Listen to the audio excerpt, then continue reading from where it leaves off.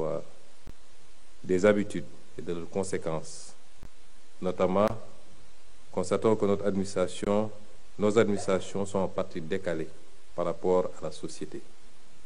Et pourtant, nous devrons réaliser cette transformation, la réaliser coûte que coûte, faille que vaille. C'est ce qu'a indiqué ce matin le président de la République, dont l'allocution peut être perçue comme le discours sur le changement. Permettez-moi à présent de vous livrer celui sur la méthode de ce changement. Mais que devons-nous changer de prime abord?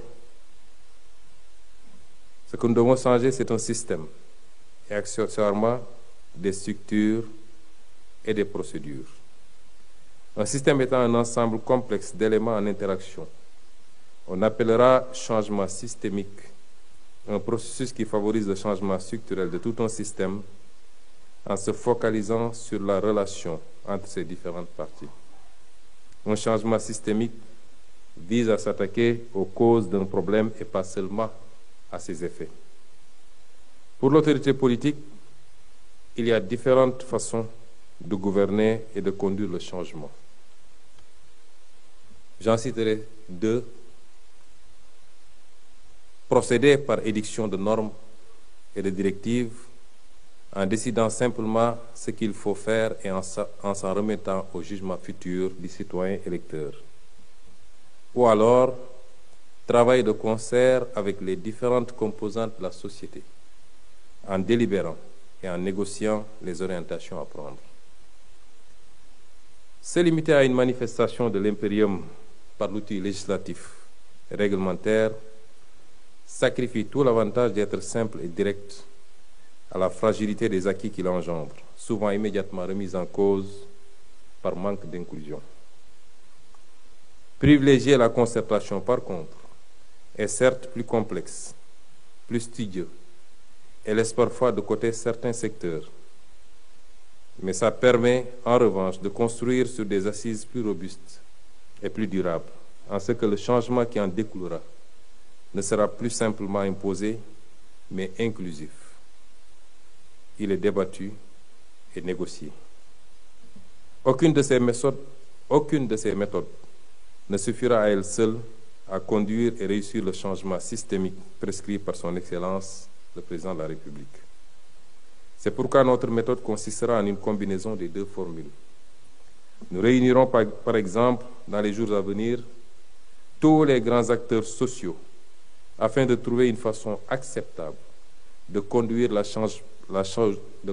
chose politique par une administration performante et stable dans l'exécution de ses missions, dans un contexte rendu difficile, malgré les efforts colossaux de mon gouvernement durant ces 9 derniers mois, par la situation tourmentée des finances publiques.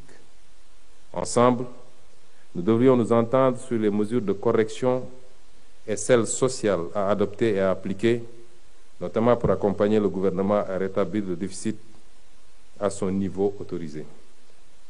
Ce sera également le cas pour les effectifs humains de l'administration et leur impact budgétaire, rapporté à l'efficience, l'efficacité et la productivité attendues. Ce sera le cas également du système de rémunération dans la fonction publique qui, du fait des errements politiques dans sa gestion des 20 dernières années, a cessé d'obéir aux normes édictées pour la sauvegarde des équilibres salariaux, gage de stabilité et de sérénité dans l'administration. La commande publique, qu'il convient de rationaliser également. Pour la plupart de ces chantiers, nous ouvrirons les concertations nécessaires, telles que le chef de l'État en a jeté les bases avec l'organisation, dès les premières semaines de sa présidence, des assises de la justice, qui en annoncent beaucoup d'autres. Nous veillerons ensuite à la fidèle normalisation et à la correcte exécution des conclusions qui en découleront. Mesdames et messieurs, chers participants, exécution. Voilà en réalité le ventre mou de notre administration.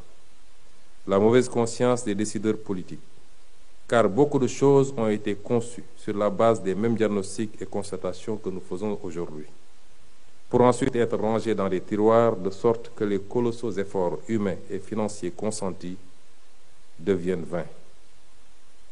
Créé par décret numéro 2017-231 du 7 avril 2017, dans la foulée du Forum national de l'administration tenu en avril 2016, le comité de modernisation de l'administration publique en est la parfaite illustration.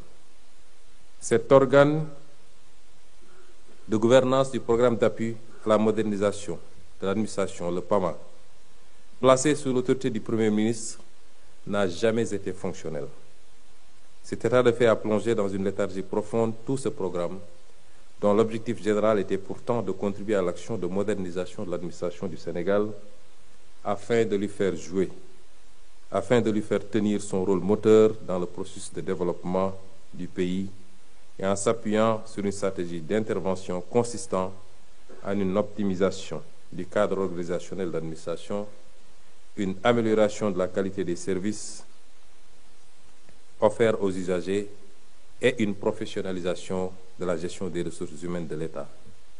Aussi, la déconcentration et la décentralisation, la gestion axée sur les résultats, le renforcement des capacités de conception et de gestion des politiques publiques, la loi de la fonction publique, la charte de qualité générale de l'administration, le nouveau système de rémunération, le code de déontologie des agents publics, la loi d'orientation de l'administration territoriale, la charte de la déconcentration, le schéma directeur de modernisation de l'administration, et j'en passe, sont autant de chantiers prioritaires, voire vitaux, suspendus depuis bientôt 10 ans.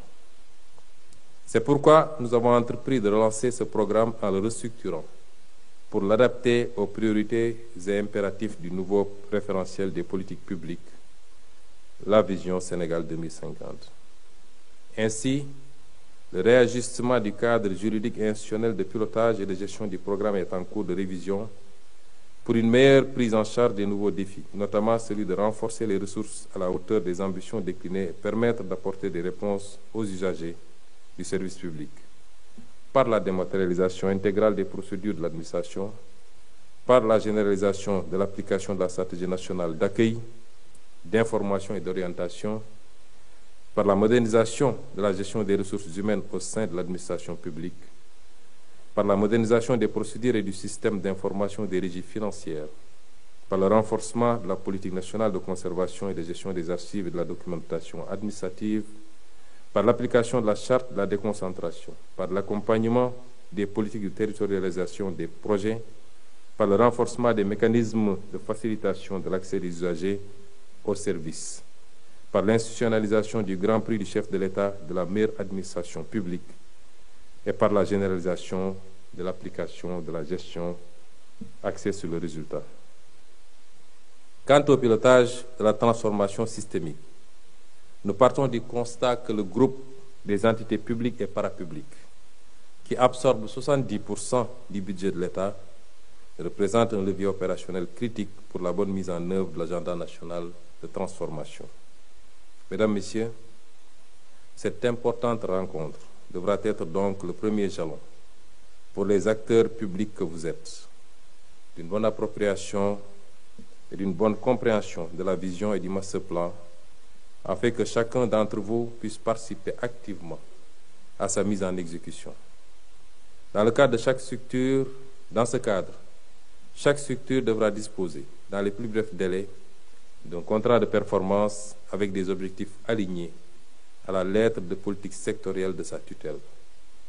Lettre qui, elle-même, doit être impérativement alignée au master plan 2025-2034.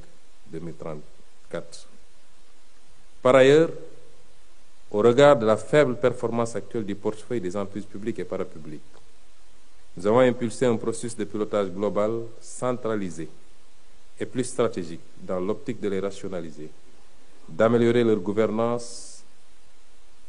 Le vérificateur général, aujourd'hui, ce matin, nous a fait étalage d'un certain nombre de manquements. Je n'en citerai que le fait que, aujourd'hui, quasiment aucun des conseils d'administration ne respecte les standards d'un bon conseil.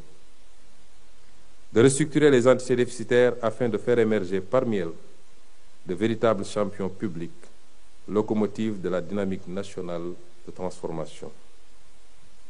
Le tableau de bord ci-devant sera désormais le vôtre. Le changement systémique qu'il ambitionne doit dorénavant être la boussole de votre action. Pour y parvenir, je veillerai personnellement, avec mon gouvernement, à la mise en place du cadre de gouvernance du changement, à la neutralisation des obstacles au changement et au respect strict de la déontologie. En effet, la réussite de cet agenda national de transformation Sénégal 2050, dans ses déclinaisons périodiques, exige une réforme en profondeur de la gouvernance depuis la présidence de la République, où sera logé le Conseil présidentiel, jusqu'au dernier échelon déconcentré et aux entités décentralisées. À la primature, nous veillerons, premièrement, à l'opérationnalisation et à la dynamisation du comité de modernisation d'administration publique, structure de supervision et d'appui pour conduire la réforme et le renouveau de l'administration. Deuxièmement, à la mise en place d'une structure chargée de coordonner et de suivre la mise en œuvre des projets avec des objectifs clairs, des indicateurs d'effet et des indicateurs d'impact précis. Ce schéma devra dicter dès lors l'organisation verticale et horizontale de l'administration.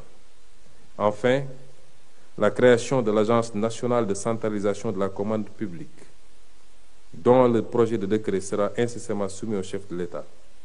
Cette agence permettra de rationaliser les dépenses de l'État et d'améliorer nos marges de manœuvre budgétaires dans le cadre d'un assainissement durable et d'une gestion vertueuse et saine de nos finances publiques.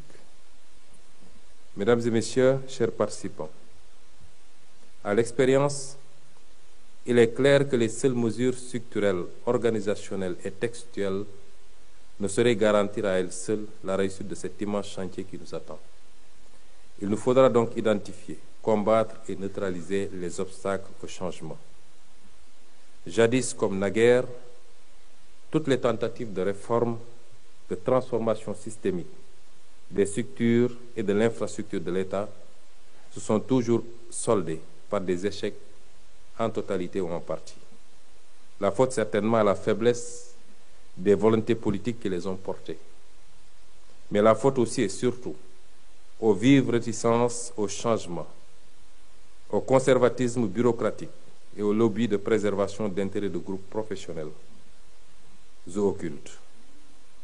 Pour le premier, je peux vous assurer qu'aussi bien pour son Excellence, le Président de la République, que pour le gouvernement que je dirige, plus qu'une déclinaison d'orientation programmatique, c'est une volonté dogmatique et agissante qui est en marche, basée sur la claire conscience que notre pays n'a d'autre choix que de se réformer, voire même de se révolutionner, au risque de s'enfoncer dans les méandres de ces échecs répétitifs, illustrés par son retard de développement socio-économique. C'est le mandat que les Sénégalais ont donné au chef de l'État, le 24 mars 2024. C'est celui qu'ils ont confirmé à sa famille politique le 17 novembre 2024. Ce mandat sera honoré. Quant au second, qui vous concerne précisément, Mesdames et Messieurs les administrateurs et managers, ainsi que les équipes que vous dirigez, aucune réticence ou entrave à la volonté politique exprimée par le détenteur du suffrage et chef de l'administration ne peut et ne sera tolérée, excepté les cas où il s'agit de s'ériger contre les ordres manifestement illégaux ou de lancer des alertes contre des pratiques en conflit avec la transparence et la déontologie, ce que nous encourageons fortement. Hormis donc ces cas, je m'évertuerai en tant que chef du gouvernement à ce que notre administration suive le processus enclenché dans la plus stricte discipline. Le contraire conforterait l'idée souvent émise de la présence à côté et certainement en dessous de l'état apparent d'un état profond, souterrain, d'une hiérarchie parallèle, informelle, qui détiendrait secrètement le pouvoir décisionnel, survivant aux alternances politiques, se maintenant de façon cohérente et regroupant des représentants d'intérêts d'un establishment. Mon gouvernement agira avec toute l'énergie nécessaire contre toute entrave vicieuse au processus de transformation.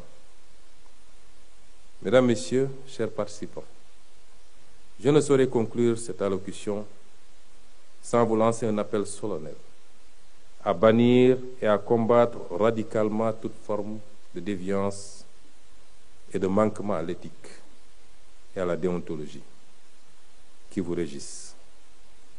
Notre administration est souvent, hélas, sous le feu de la rampe, traversée par des vagues impudiques de dossiers se rapportant à des faits de corruption, de surfacturation de marché, de trafic d'influence, de détournement de deniers publics, de prévarication foncière et immobilière.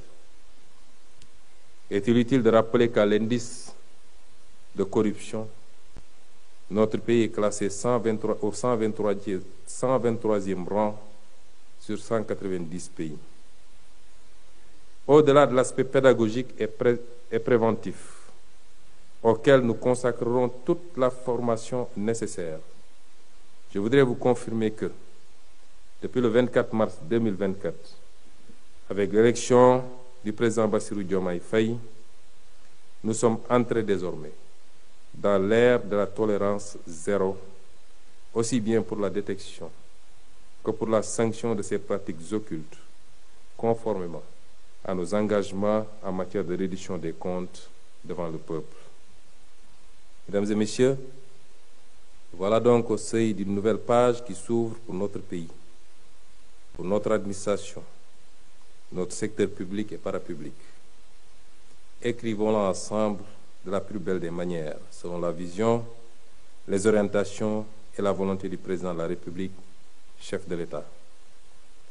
Car en effet, depuis des décennies, notre capacité de se rencontrer, de débattre et de négocier s'est nettement détériorée, entraînant avec elle une crispation et un manque de confiance des acteurs.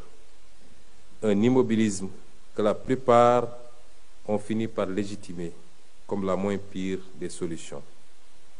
Fort heureusement, une nouvelle génération vient vous rappeler l'importance d'agir ensemble pour hisser l'État à la hauteur du peuple qu'il sert. Car la démocratie, c'est plus qu'un vote tous les 5 ans. C'est surtout notre capacité à réussir des mutations qualitatives pour les vivants et pour les générations futures. Sur ce, je déclare close la première édition de la conférence des administrations et managers publics et vous remercie de votre aimable attention.